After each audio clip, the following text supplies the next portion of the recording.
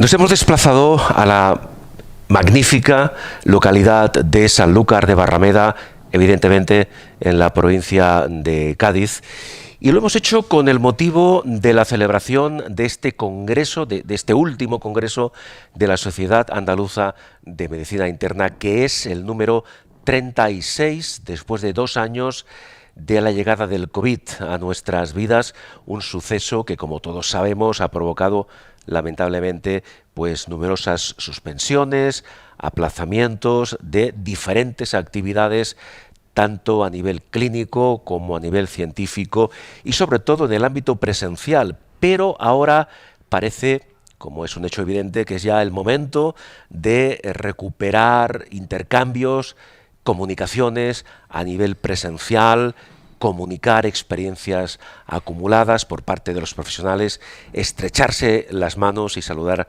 a viejos amigos. Este congreso, que como he dicho es el número 36, está orientado a compartir experiencias después de esa implicación directa y realmente representativa de la función que ha tenido y que tiene el médico internista en momentos tan críticos, en la fase realmente crítica que todos hemos vivido de la pandemia, también evidentemente aquí en Andalucía. Como he dicho, es un congreso orientado a compartir experiencias, a compartir vivencias y también a abordar el tema del COVID, que va a estar presente en algunos de los ponentes, en algunas de las conferencias que se están desarrollando. En todo caso, el programa que da forma, que da contenido a este congreso es intenso y es variado con temas de máximo interés. Y precisamente lo que vamos a hacer ahora es abordar uno de los contenidos de este congreso con el doctor José Manuel Porcel. El doctor José Manuel Porcel es director médico y jefe del Servicio de Medicina Interna del Hospital Universitario Arnau de Vilanova en Lleida. Doctor Porcel, encantado de saludarle, muchísimas gracias. Buenas tardes, muchas gracias. Bueno, le voy a hacer una primera pregunta. Permítame, ¿qué hace un médico internista catalán en un congreso en Andalucía? Bueno, primero soy un médico internista que nació en el Reino de Granada. Ah, muy bien. O sea, vuelta a las raíces, bueno, de alguna forma. Bueno. Aunque llevo en Cataluña muchos años, Sí. Porque básicamente estoy aquí porque tengo grandes amigos. Ajá. Entre ellos el doctor García Gil, que me ha invitado amablemente a una mesa. Sí. Y en la Sociedad Española de Medicina Interna nos conocemos mucha gente y evidentemente tenemos gente de todas las comunidades autónomas y hay mucha gente en Andalucía muy válida. Claro. Y nos conocemos y por eso es la segunda vez que vengo a un congreso andaluz de medicina interna.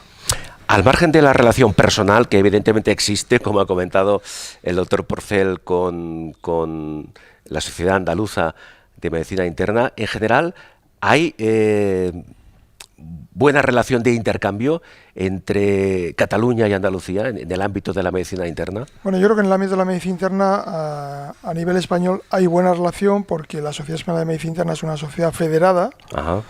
Y por tanto en la Junta Directiva están representados todos los presidentes de todas las sociedades autonómicas de medicina interna. Y en los congresos tienen cabida también todas las sociedades autonómicas, aparte de los grupos de trabajo. Sí. Por lo tanto yo creo que hay una buena interconexión en general entre todos los internistas españoles. Muy bien. Decía usted, doctor, que es la segunda vez que acude a un congreso de la Sociedad Andaluza de Medicina Interna. ¿Cuál fue la vez anterior? Pues fue en Cádiz también. ¿También aquí en Cádiz? Sí, hace ya unos años. Sí. Y fue para hablar del tema al que yo me dedico, que son las enfermedades de la pleura. Sí, ahora hablaremos del tema. Ajá. En este congreso también, pero con un matiz que se relaciona con la ecografía. Claro. ¿Qué recuerda usted del último congreso al que asistió en relación a este? Quiero decir, aunque llevamos todavía pocas horas de esta 36 edición del Congreso, pero ¿qué diferencias ostensibles usted ha podido observar? Pues ostensibles la verdad que no muchas, porque fue en una ciudad magnífica como Cádiz. Claro. Este se hace en Sanlúcar, que también es una ciudad magnífica. Sin duda. Y por tanto, en ese sentido no veo muchas diferencias. Sí. Los médicos internistas... Bueno, evidentemente hay nuevos médicos internistas, hace años que fui al primer congreso. Los temas que nos preocupan son también muy parecidos, aunque por ejemplo en aquel congreso no estaba presente la ecografía clínica, que es el motivo por el cual he estado en porque es digamos, una temática nueva dentro de la medicina interna. De la que hemos hablado antes con el doctor García Gil, Eso es. Que es un experto en este tema. Por ejemplo, la ecografía portátil o de bolsillo, realmente podemos, pregunto, considerar que es un elemento clave, es decir, ¿habrá un antes y un después de la ecografía clínica de bolsillo dentro de la medicina interna? Bueno, yo creo que ya lo hay, y la ecografía de bolsillo pues debe ser como llevar un estetoscopio o un fonendoscopio colgado en el bolsillo de la bata, pues llevar un ultrasonido inalámbrico con el que podamos ver en nuestro celular las imágenes. Eso yo creo que no es futuro, es ya prácticamente presente. Y de hecho muchas universidades americanas, cuando se licencian, el regalo que le dan a los licenciados es un ecógrafo de bolsillo, no un estetoscopio. Bueno, entiendo que ese, yo no lo he visto personalmente, ¿no? Pero ese ecógrafo de bolsillo no será muy voluminoso, entiendo. No, cabe en un bolsillo perfectamente. Cabe en un bolsillo, sí. Es como un teléfono móvil, para entendernos. Exactamente, igual. O sea, exactamente, y podemos ver la imagen en nuestro celular o en una tablet. Permíteme la expresión, pero las ciencias avanzan, que es una barbaridad. Esto era impensable hace pocos años. Efectivamente. Se ha extendido mucho y se ha abaratado también mucho el coste, porque el problema inicial era el coste de este equipo, y actualmente, como hay ya mucha demanda, los costes se han abaratado mucho. Y ya digo que yo creo que los estudiantes de medicina ya en un futuro inmediato llevarán todos un ecógrafo en el bolsillo. Es decir, cualquier médico internista que se precie, a partir de ahora deberá llevar en su bolsillo un ecógrafo. Bueno, como debe llevar un estetoscopio, no sustituye una cosa a la otra, son complementarias. Bien. Entonces es un elemento fundamental para completar la exploración física. Yo no sé, digamos, a este ritmo al que vamos, ¿cuál será el siguiente paso? ¿Qué nos falta? ¿Qué le falta todavía al médico internista para ser capaz de realizar un diagnóstico pluripatológico a un paciente? No sé cómo decirlo. Bueno, la ecografía avanzará como también ha avanzado el estetoscopio. El estetoscopio que tenemos ahora no es el que teníamos hace 30 años. Ahora tenemos estetoscopios que nos aíslan el ruido exterior, que nos amplifican el sonido, que nos graban los sonidos, nos pueden hacer incluso un fonocardiograma, es decir, la tecnología evidentemente nos ayuda a todos los médicos. Sin duda, sin duda. Y la ultrasonografía yo creo que avanza a pasos agigantados. Claro, precisamente hablando antes con el doctor García Gil, hacíamos referencia a que el hecho de incorporar este ecógrafo de bolsillo requiere un nuevo paso adelante en la formación del médico internista, ¿verdad? ¿Hasta dónde se puede llegar en este proceso? Sí, lo que pasa es que es una formación, no es una formación compleja, porque nosotros en realidad lo estamos utilizando como un elemento muy sencillo para contestar preguntas muy simples. Si yo hago una ecocardiografía, no espero contestar las preguntas que hace un cardiólogo, solamente espero contestar 4 preguntas muy elementales a la cabecera del paciente que puedo resolver en 2 minutos. Son funciones básicas para establecer, digamos, un diagnóstico de base, y a partir de ahí, si el paciente lo requiere, dar un salto de nivel hacia determinado especialista, ¿no? Por supuesto, muchas veces tenemos que repetir una ecocardiografía formal pedida al cardiólogo cuando hemos hecho una ecografía a pie de cama que nos sugiere que el paciente tiene, por ejemplo, una valvulopatía, otro tipo de lesión. Yo más que en cuanto a la mecánica, digámoslo así, de utilización del ecógrafo de bolsillo, me refería a interpretar las imágenes que ese ecógrafo le va a dar al médico internista. Bueno, pues la interpretación también cada vez es más fácil, porque ahora tenemos ecógrafos con inteligencia artificial. No podía faltar. Yo le hago una ecografía a un paciente del corazón y el propio ecógrafo me señala anatómicamente cuáles son las cavidades que estoy viendo, por si acaso no lo sé interpretar. Así que esto va a cambiar drásticamente la forma de ejercer lo de la medicina. Inteligencia artificial es que ya no tiene límites, parece, en beneficio en este caso, no solo en medicina interna, en otras especialidades. Es fantástico. En efecto. Es fantástico.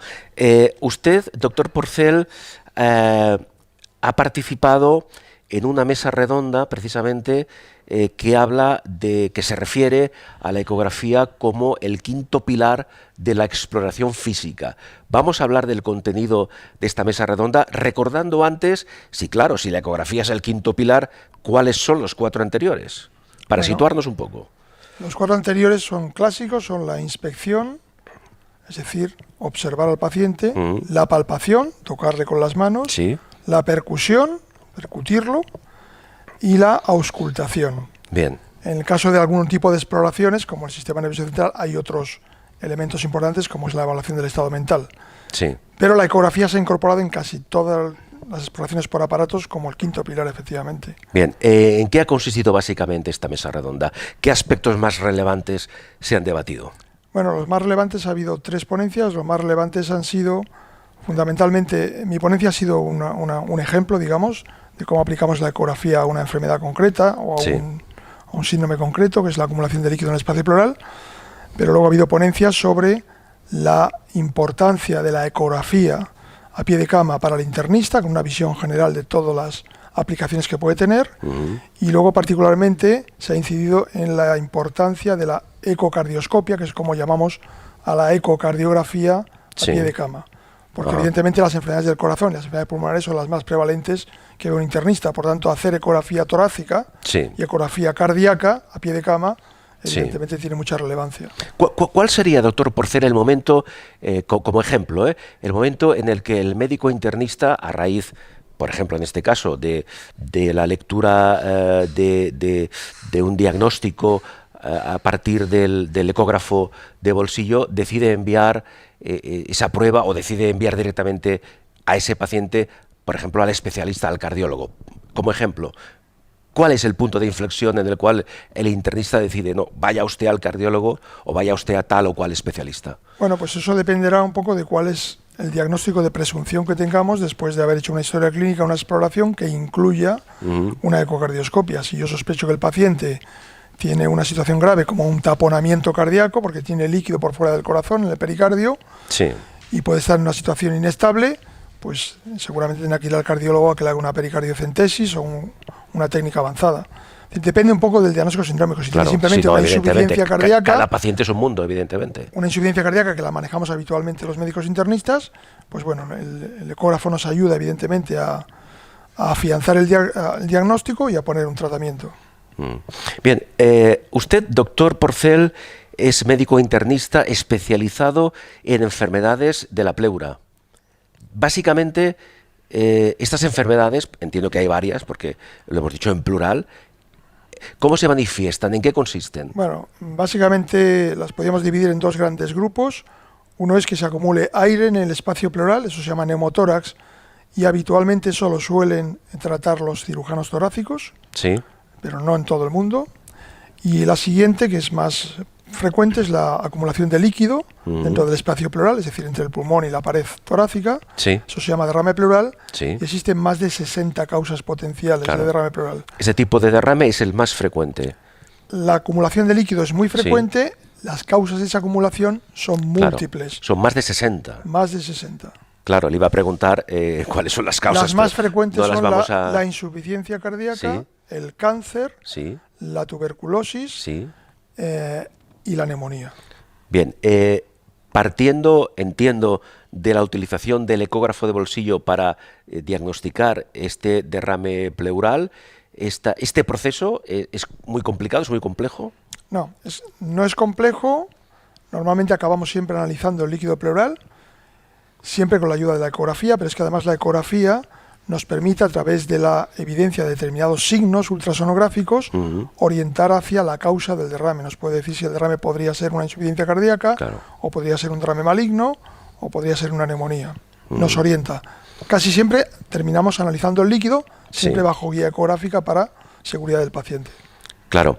Existen no solamente en Andalucía, en España, dentro del ámbito de la medicina interna, muchos especialistas como usted, especialistas en enfermedades de la pleura, pleurales. Pues lamentablemente no.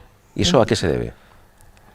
Pues es complejo saber por qué, pero claro, el dedicarse a las enfermedades de la pleura, normalmente el que lo hace es un mundo en el que hay muy poca gente dedicada, y por tanto te tiene que gustar mucho.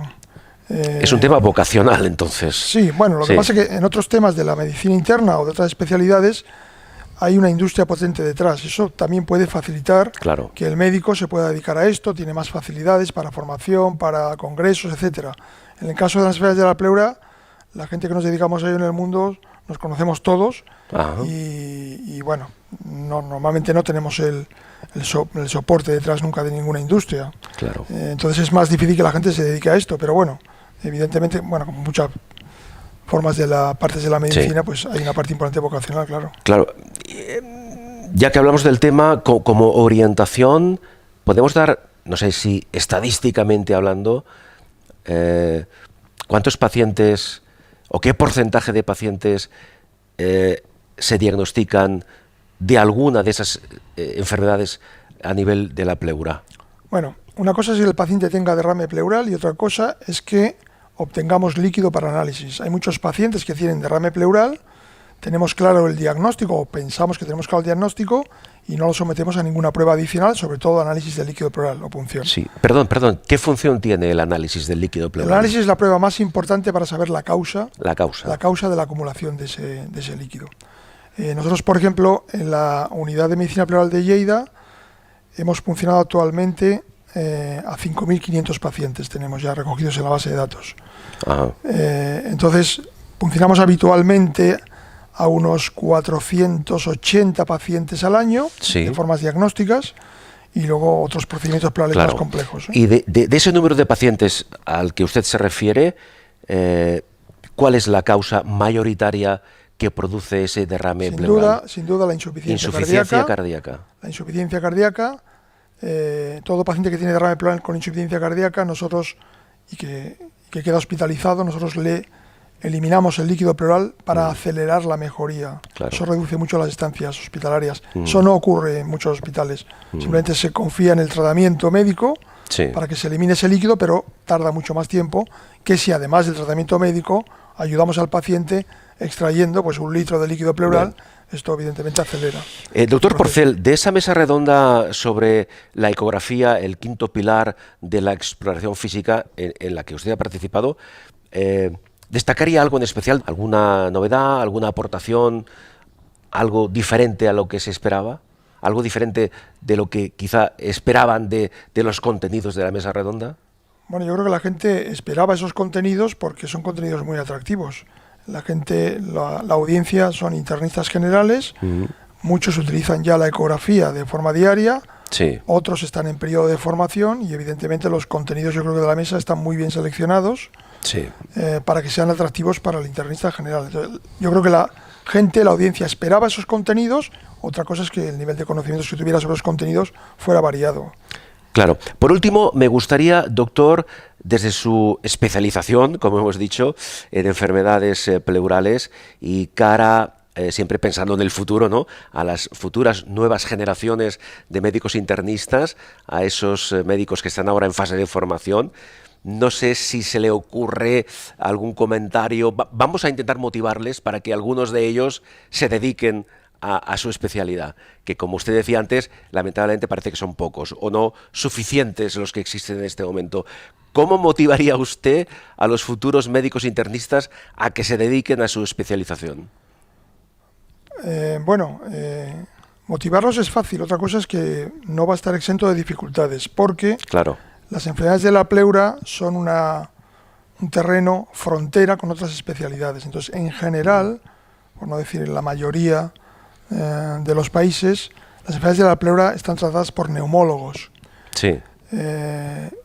Y aquí en España también hay neumólogos que se dedican a la pleura, no es una cosa a la que se dediquen demasiado.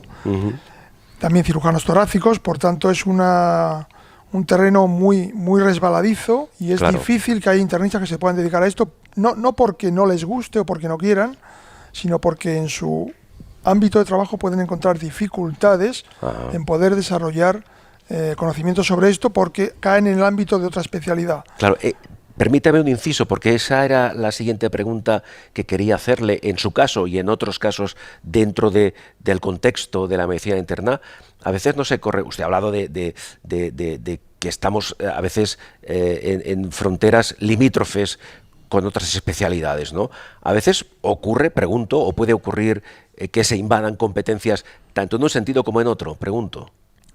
Bueno, en realidad competencias del internista es difícil invadir, porque si nosotros cogemos nuestro texto básico de medicina interna, las enfermedades de la pleura están ahí. Claro. También lo están en el texto de los neumólogos claro. y también están en los textos de los cirujanos torácicos. Entonces, bueno, a veces es difícil convivir, pero no hay otro remedio. Es difícil convivir, pero hay buena comunicación. No siempre. En mi caso no ha estado exento de obstáculos, evidentemente, pero bueno, en este momento, desde hace ya un tiempo, todo el mundo reconoce que si tiene una enfermedad de la pleura, pues va a ir a la unidad de medicina pleural, que en este caso está llevada por internistas. Podían ser especialistas en neumología, pero en este caso están llevados por internistas y nadie pone en cuestión que el paciente está mejor atendido en esa unidad por el hecho de ser internistas. Eso es independiente.